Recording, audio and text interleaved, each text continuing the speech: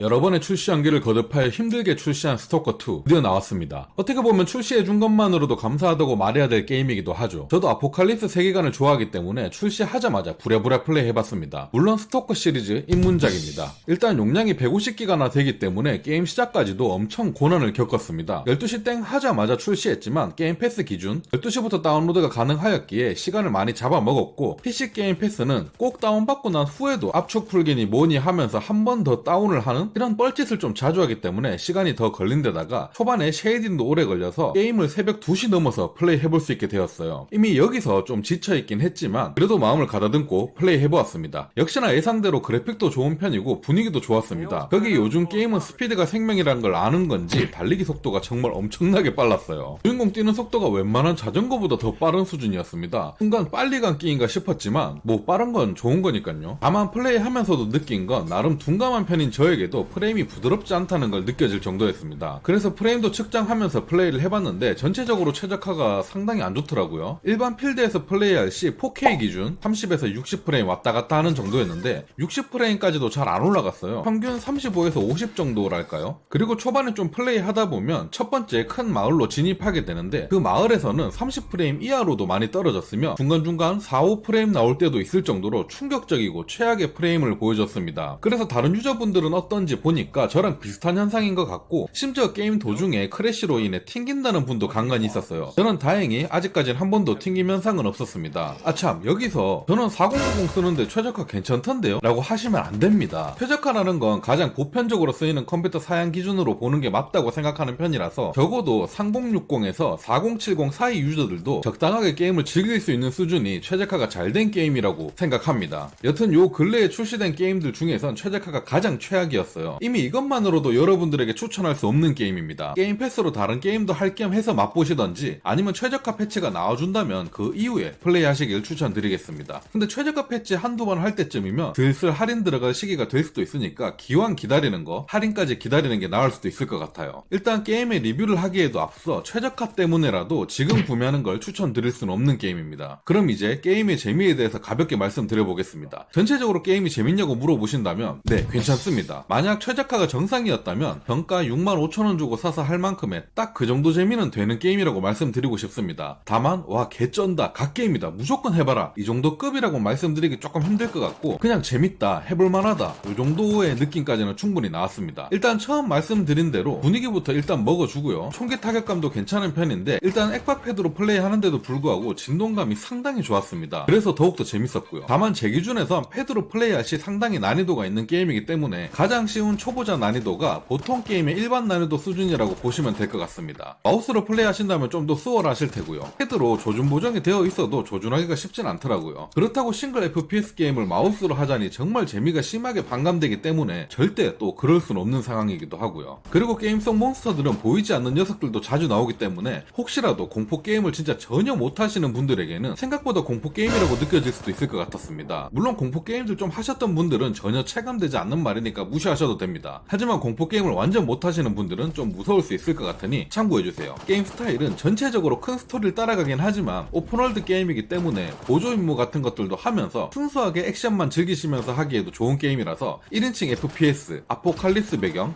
오픈월드 이 세 가지의 컨셉을 좋아하신다면 추후에 최적화 패치가 잘 된다면 꼭 한번 해보시길 적극 권장드리는 게임이고요. 이 세 가지 중에 두 가지 정도는 취향에 맞다 싶으신 분들까지는 그래도 나름 재밌게 할 만한 게임이지 않을까 싶습니다. 하지만 현재 지금 당장 플레이하기에는 절대 비추인 게임입니다. 처음에도 말씀드렸듯이 최적화가 너무 별로라서 게임의 몰입을 너무나도 방해하고요. 그리고 심한 경우 크래시까지 발생할 수 있다고 하며 전 아직 겪진 못했지만 잔잔한 버그들도 좀 보인다고 합니다. 일단 저 같은 경우는 디테일에서도 조금 아쉬운 느낌이 있긴 했어요. 평소라면 크게 신경 안 쓰겠지만 트리플 A 게임인데 NPC와 대사 칠 때 NPC가 나를 쳐다보고 있지 않는다던가 모션이 좀 중심 같다던가 한 경우가 좀 있었고 플레이하다 보면 이런 사소한 디테일이 살짝씩 아쉬운 부분들이 좀 느껴졌습니다. 그래도 최적화만 잘 뽑아서 패치해준다면 이 정도까지는 어느 정도 감안할 수 있는 수준이라 생각하기 때문에 후에 패치가 잘 되어서 평가도 수정되고 제가 더 여러분들에게도 다시 적극 추천할 수 있는 게임이 되길 바라보겠습니다. 다시 한번 말씀드리지만 아직은 구매할 만한 게임이 절대 아님을 알려드리면서 오늘 영상 마치도록 하겠습니다. 감사합니다.